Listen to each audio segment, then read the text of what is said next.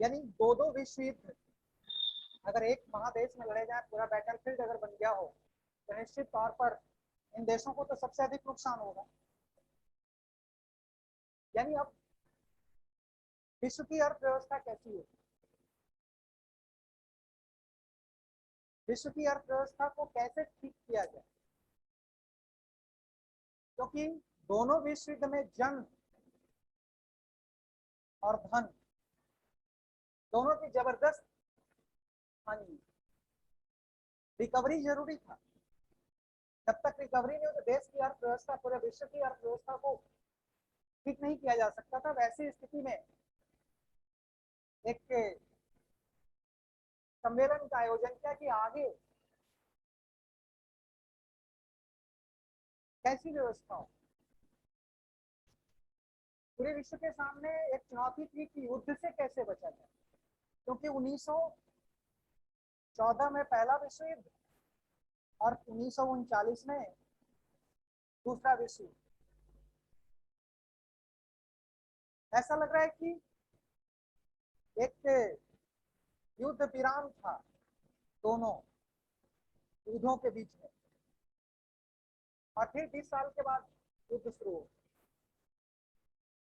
14 से 18 तक ये चला, और उसके बाद फिर 1939 में लगभग 20 साल के बाद ये युद्ध शुरू हो गया था। अगर दो दो विश्व युद्ध इतने कम अंतराल पे, तो ये विश्व के लिए एक चुनौती थी कि आखिरकार आने वाले समय में फिर से कोई युद्ध की स्थिति उत्पन्न ना हो, और अब देश की अर्थव्यवस्था को कैसे पटरी पर लाया जाए, ये सबसे बड़ा चैलेंज था दुनिया के देशों के सामने, और विशेषकर वो देश जो इस युद्ध में विजयी हुए थे, इस युद्ध में जीते। इसलिए एक सम्मेलन का आयोजन किया गया, ब्रेटन वुड्स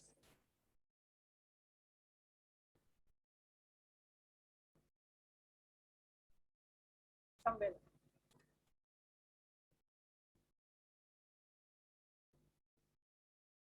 इस सम्मेलन में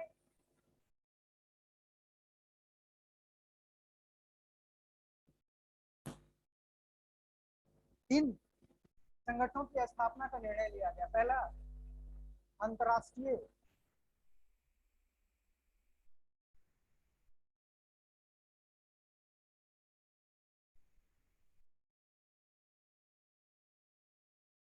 कोष यानी IMF,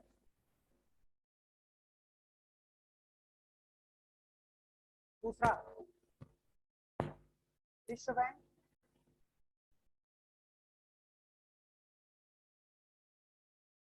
और तीसरा गैट।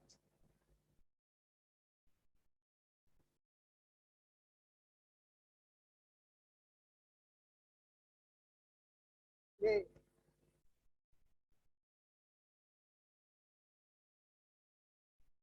वर्ल्ड बैंक,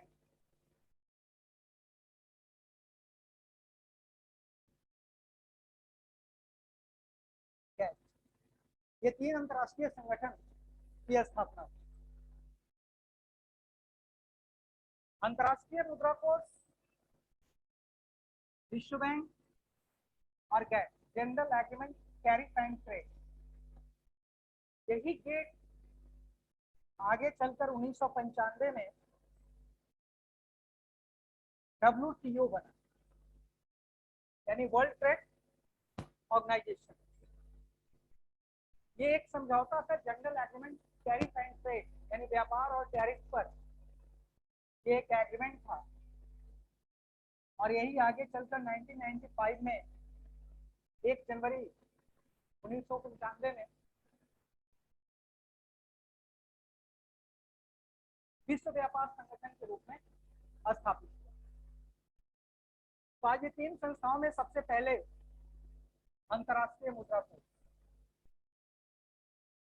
अंतर्राष्ट्रीय मुद्रा कोष की स्थापना क्यों की गई, इसका मुख्य उद्देश्य क्या था? अंतर्राष्ट्रीय मुद्रा कोष का स्ट्रक्चर क्या है, अंतर्राष्ट्रीय मुद्रा कोष का उद्देश्य क्या है, आखिरकार इसकी स्थापना के पीछे क्या उद्देश्य था, इसका फंक्शन क्या है, इसकी सदस्यता कैसे ग्रहण की जाती है। तो सबसे पहले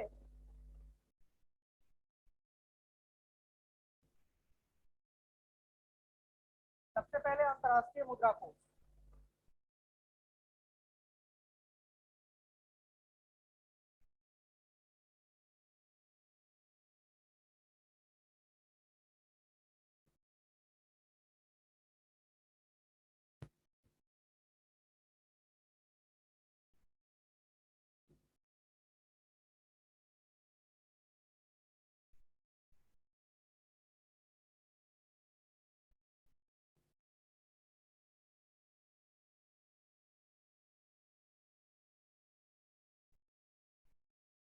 अंतर्राष्ट्रीय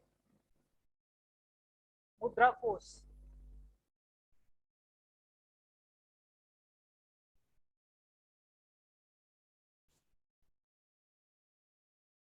इसकी स्थापना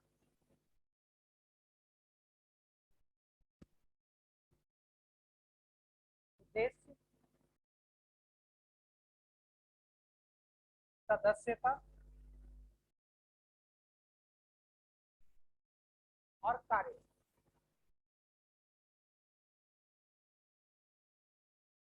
ये मुख्य टॉपिक होगा अंतर्राष्ट्रीय मुद्रा कोष का, यानी इंटरनेशनल मॉनेटरी फंड, यह स्थापना, उसके बाद इसका उद्देश्य क्या है, इसकी सदस्यता कैसे प्राप्त की जाती है, सदस्यता कैसे समाप्त होती है, और इसके बाद इसका फंक्शन क्या है। तो मैंने अभी बताया कि ब्रेटन वुड्स सम्मेलन में इन दोनों संस्थाओं की स्थापना का निर्णय लिया। तो दो संस्थाएं बनाई गई और एक ऑर्गेनाइजेशन, एक एग्रीमेंट। इसीलिए आईएमएफ और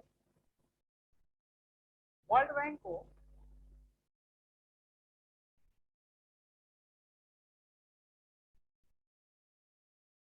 ट्विंस भी कहा जाता है, ब्रेटन वुड्स ट्विंस, क्योंकि दोनों की स्थापना ब्रेटन वुड्स में हुई।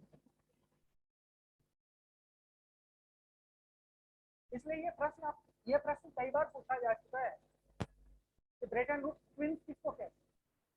तो ब्रेटन वुड्स ट्विंस में अंतर्राष्ट्रीय मुद्रा कोष और वर्ल्ड बैंक, ये दोनों आते। सबसे पहले तो ये 1945 में इसकी स्थापना हुई।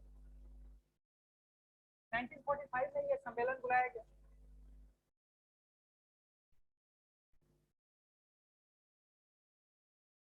सत्ताईस जुलाई 1945 को इसकी स्थापना की गई, यानी अंतर्राष्ट्रीय मुद्रा कोष 27 जुलाई 1945 कहाँ की गई थी? वॉशिंगटन डीसी, वॉशिंगटन डीसी यानी डिस्ट्रिक्ट ऑफ कोलंबिया। वॉशिंगटन डीसी का अर्थ होता है डिस्ट्रिक्ट ऑफ कोलंबिया। लेकिन ये मार्च 1945 1947 यानी 1947 में से ये फंक्शनल हुआ, यानी 1945 से। सर आवाज अभी भी वैसा ही आ रहा है। कार्य शुरू हुआ, क्या हुआ? 27 जुलाई 1945 यानी वॉशिंगटन डीसी। मार्च 1947 से ये फंक्शनल निर्णय लिया गया 1944 में। 1945 में इसकी स्थापना हुई और 1947 से यह कार्य करना शुरू किया।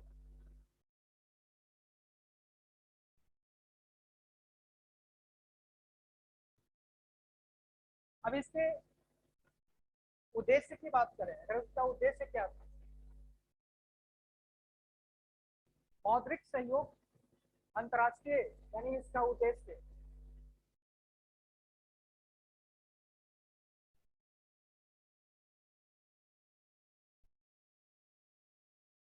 अंतर्राष्ट्रीय मौद्रिक सहयोग को प्रोत्साहित करें।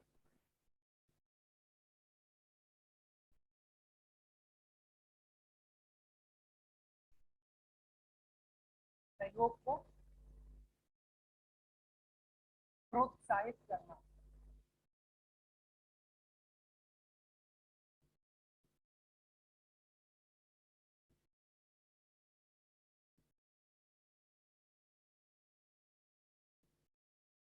दूसरा है अंतर्राष्ट्रीय व्यापार का संतुलित विकास करना। अंतर्राष्ट्रीय व्यापार का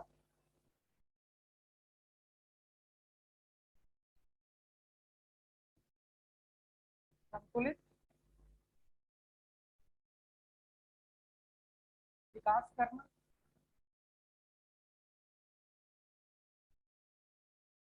इसके अतिरिक्त मौद्रिक विनिमय दरों में स्थिरता बनाए रखना।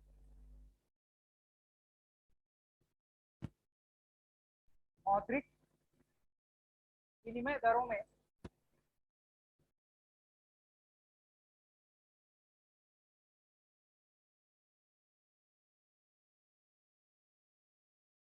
विनिमय दरों में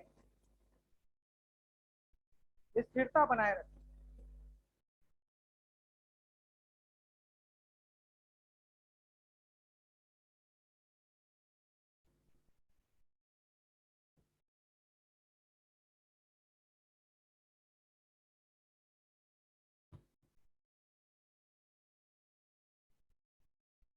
बनाए रखना।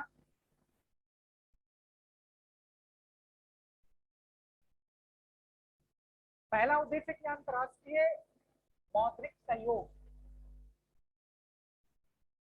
को प्रोत्साहन देना। अंतर्राष्ट्रीय स्तर पर व्यापार का संतुलित विकास हो। अंतर्राष्ट्रीय स्तर पर व्यापार का संतुलित विकास हो। और तीसरा मौद्रिक विनिमय, यानी अलग अलग देशों में अलग अलग मुद्राओं का उपयोग किया जाता है और उनका मूल्य भी अलग अलग होता है। तो एक अंतर्राष्ट्रीय मुद्रा की विनिमय दर एक निश्चित प्रक्रिया के द्वारा निर्धारित होनी चाहिए कि एक देश की मुद्रा का अन्य देश की मुद्रा में मूल्य क्या होगा।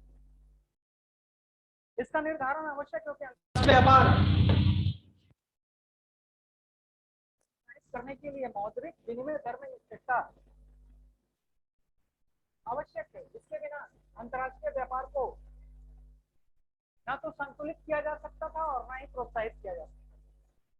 वैसी स्थिति में मौद्रिक विनिमय दर एक बहुत बड़ी जिम्मेदारी थी अंतर्राष्ट्रीय मुद्रा कोष। डॉलर, पौंड, येन, रुपया, आखिर इसके बीच विनिमय दर कैसे तय की जाए, इसलिए ये बड़ी चुनौती थी और इसका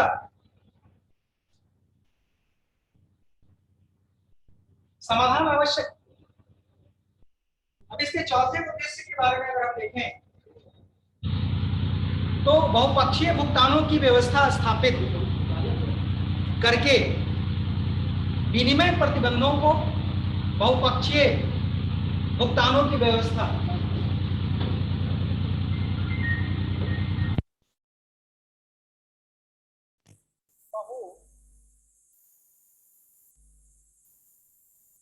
बहुपक्षीय भुगतानों भुगतानों की व्यवस्था,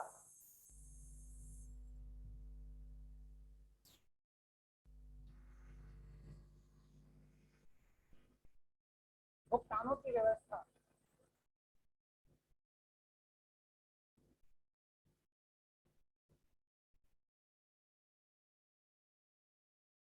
स्थापित करके विनिमय प्रतिबंधों से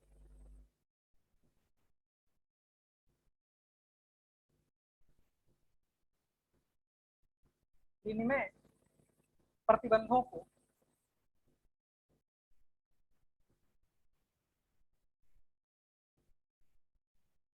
विनिमय प्रतिबंधों को समाप्त करना या कम करना,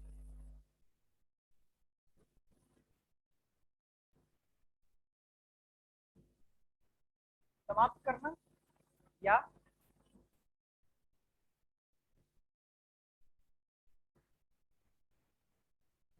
कम करना। यानी बहुपक्षीय, यानी एक देश का व्यापार जब दूसरे देश से होगा, दोनों देशों की मुद्राओं का मूल्य अलग अलग होगा, वैसी स्थिति में भुगतान की व्यवस्था स्थापित करना तथा विनिमय पर जो प्रतिबंध को, विनिमय पर यानी एक्सचेंज जो प्रतिबंध है उसको कम करना, उसको समाप्त करना या कम करना। इसके अतिरिक्त सदस्य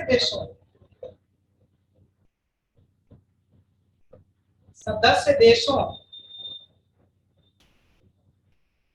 के असंतुलित भुगतान संतुलन को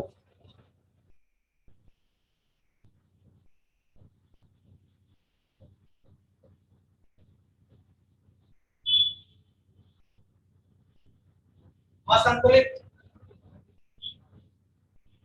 भुगतान संतुलन को ठीक करने के लिए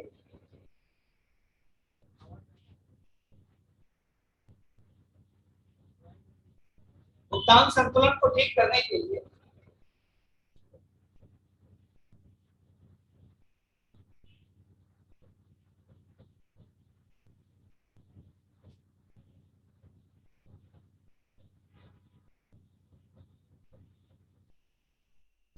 अस्थायी तौर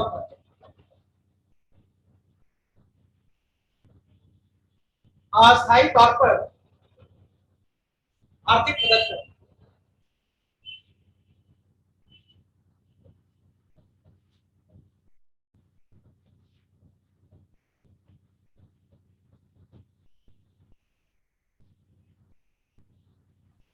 यानी बहुपक्षीय भुगतानों की व्यवस्था स्थापित करके विनिमय प्रतिबंधों को समाप्त करना या कम करना, सदस्य देशों के असंतुलित भुगतान संतुलन को ठीक करने के लिए अस्थायी आर्थिक मदद करना। यहाँ पर एक शब्द का उपयोग किया गया है, भुगतान संतुलन, भुगतान संतुलन। सर आवाज इको हो रहा है।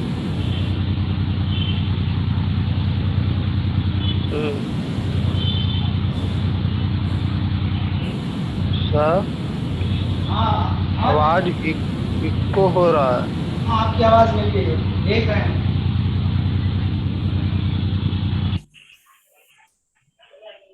हेलो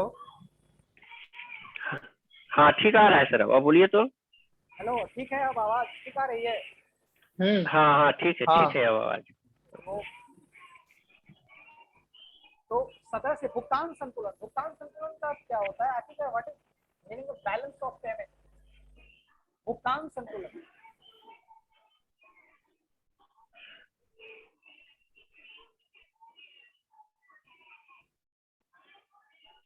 भुगतान संतुलन दो देशों के बीच, दो देशों के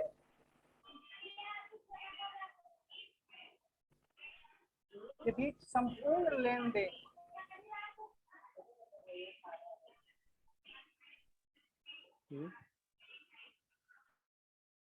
लेन देन को भुगतान संतुलन कहते हैं। तो अगर वैसी स्थिति उत्पन्न होती है जिसको हम, अगर ये संतुलन असंतुलित हो जाए, यानी आयात अधिक हो जाए और निर्यात कम,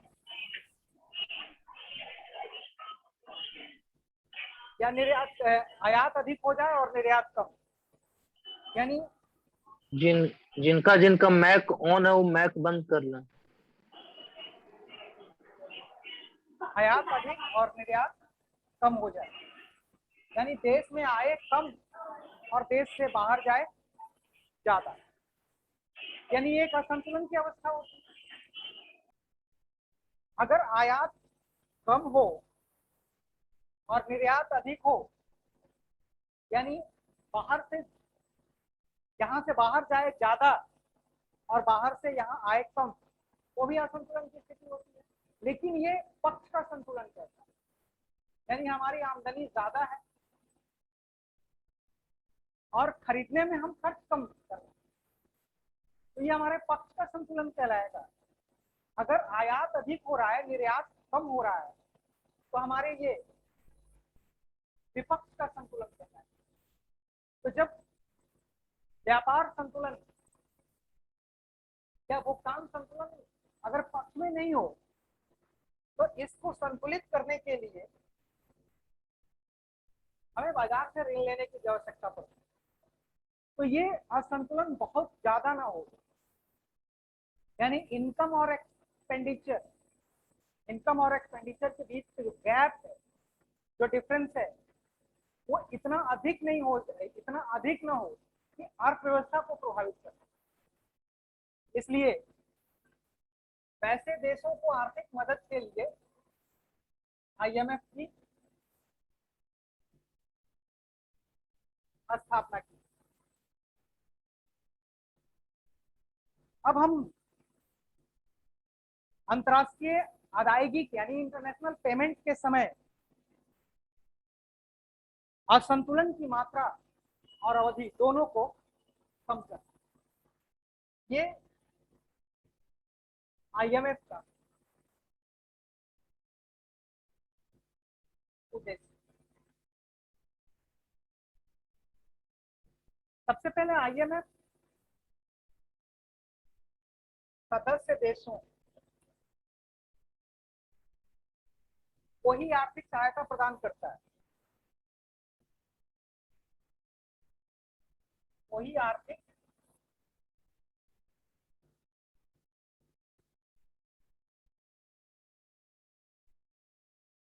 सहायता प्रदान करता है।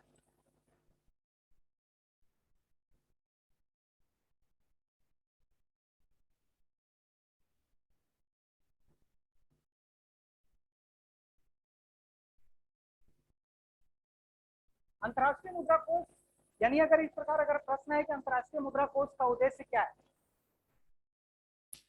तो सदस्य देशों के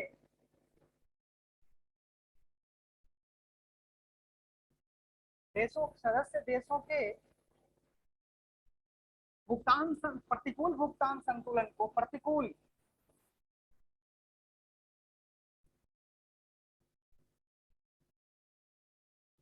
भुगतान संतुलन को संतुलित करना, ठीक करना। प्रतिकूल भुगतान संतुलन को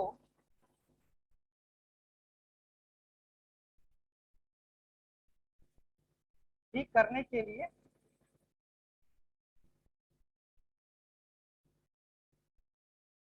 वित्तीय सहायता प्रदान करना।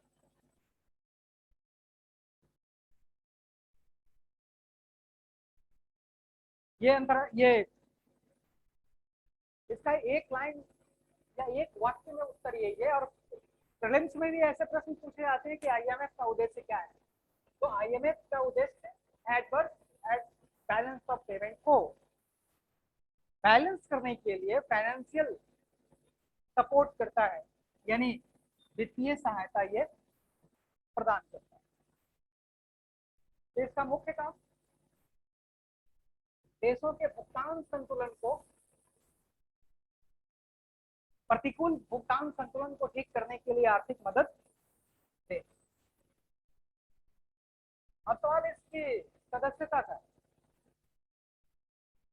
कोई भी देश अंतर्राष्ट्रीय मुद्रा कोष का सदस्य हो सकता है।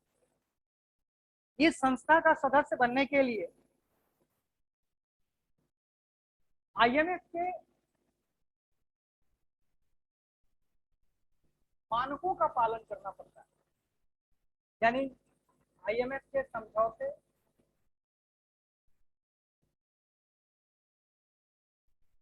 अनुच्छेदों,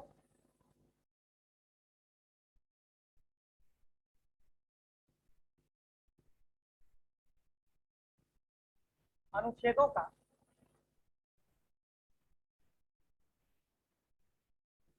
पालन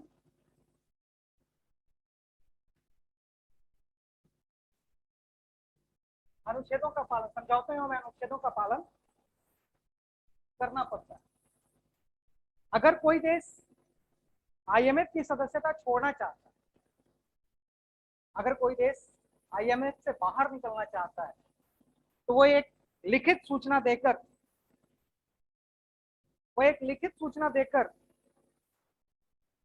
अपने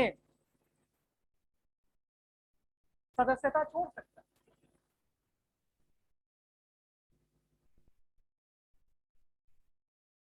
अब आगे बढ़ते हैं। अंतर्राष्ट्रीय मुद्रा कोष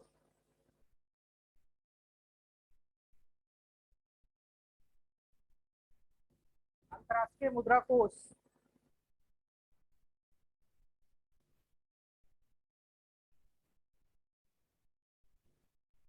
का प्रबंधन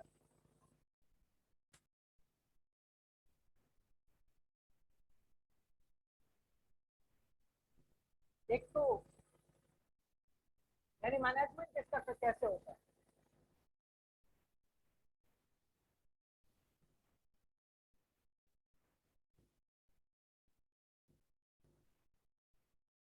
एक तो बोर्ड ऑफ गवर्नर,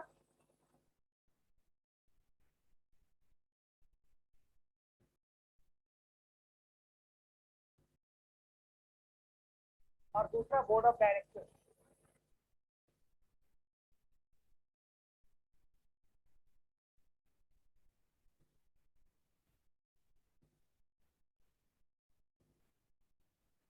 यानी दो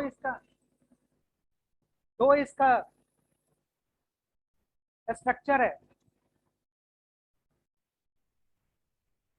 यानी बोर्ड ऑफ गवर्नर। जितने भी सदस्य देश हैं, जितने भी सदस्य देश होते हैं, देश हैं, सदस्य देश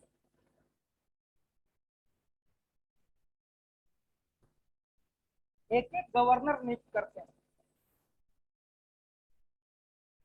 एक एक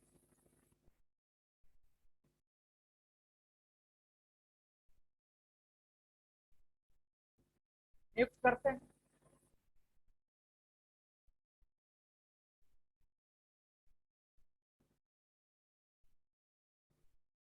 इनका कार्यकाल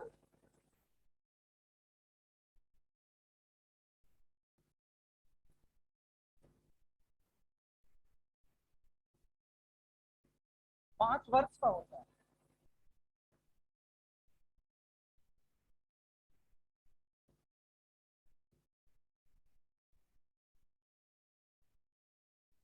यानी बोर्ड ऑफ गवर्नर एक एक सदस्य, जितने भी सदस्य देश होते हैं, एक एक गवर्नर नियुक्त करते हैं।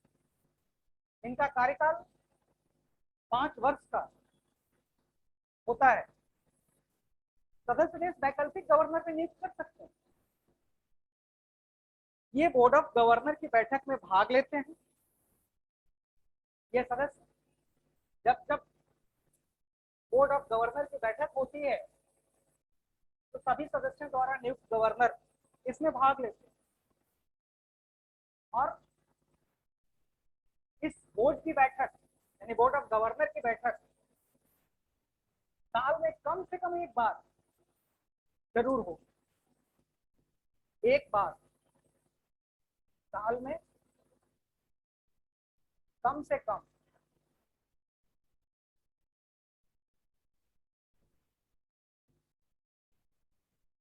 एक बार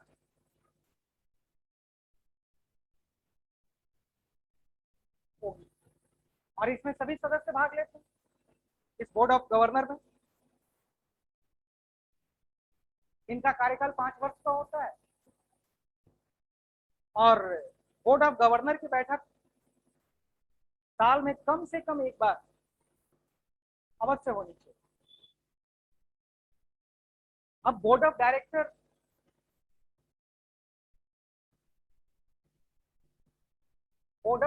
का कार्य बोर्ड ऑफ गवर्नर का कार्य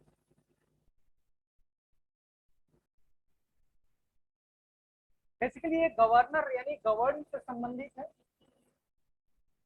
यानी इसके शासन प्रणाली कैसी होगी इससे संबंधित। तो बोर्ड ऑफ गवर्नर का कार्य पहला नीति बनाना यानी पॉलिसी,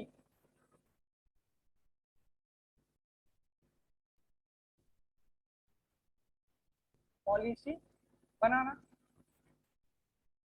सदस्य देशों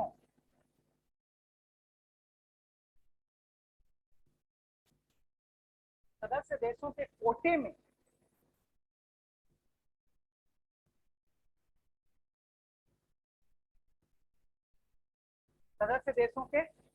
कोटे में संशोधन करना।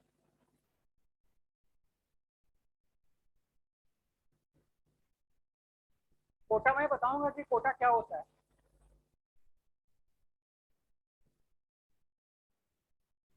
मुद्रा की समता दर के संबंध में मुद्रा की समता दर के संबंध में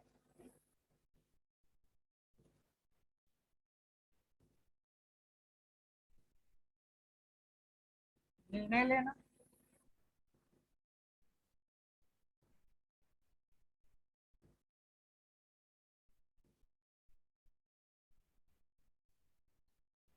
ये बेसिकली अंतर्राष्ट्रीय मुद्रा कोष नए सदस्य देशों नए सदस्यों को नए देशों को सदस्यता प्रदान कर नए देशों को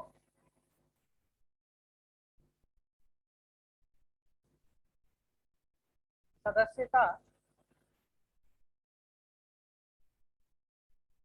प्रदान करना।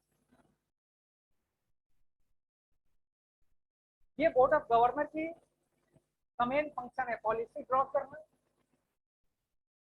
जो मेंबर्स रहते हैं उनके कोटा को मैं अमेंड करना, मुद्रा के संबंध यानी पैरिटी रेट ऑफ करेंसी के संबंध में निर्णय लेना और नए देशों को मेंबरशिप देना। ये बोर्ड ऑफ गवर्नर का कार्य, ये गवर्निंग बॉडी है, एडमिनिस्ट्रेटिव विंग कह सकते हैं इसको, यानी हम आईएमएफ के प्रशासन से संबंधित जो भी निर्णय होते हैं वो बोर्ड ऑफ गवर्नर द्वारा ही लिए जाते हैं।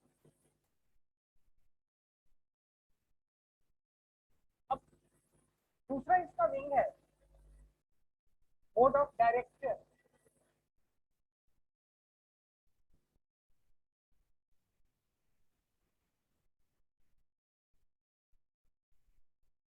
बोर्ड ऑफ डायरेक्टर देखिए इसके कार्य संचालन के लिए लिए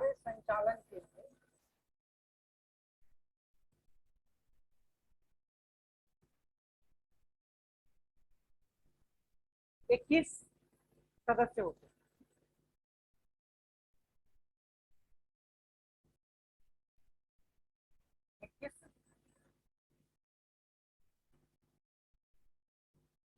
सदस्य होते हैं।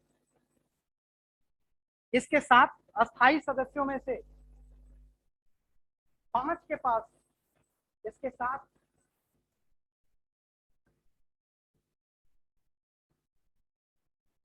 इसके 7 अस्थायी सदस्यों में से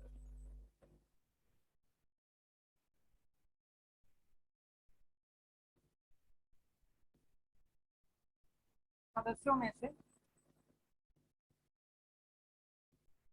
5 के पास अधिकतम कोटा होता है। 5 के पास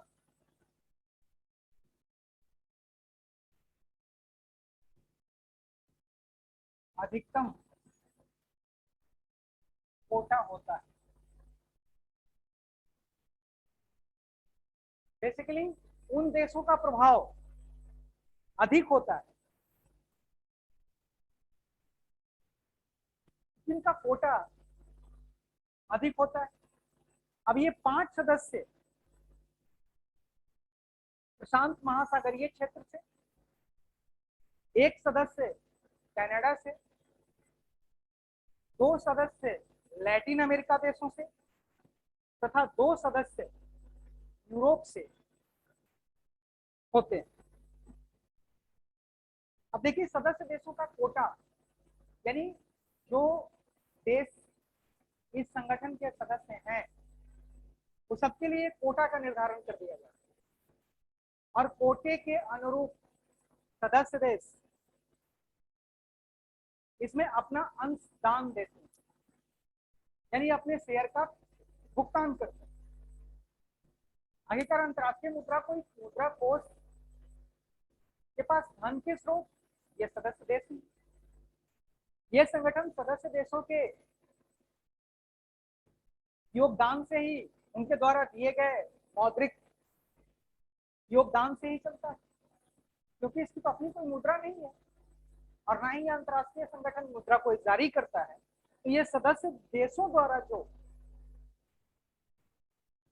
योगदान दिया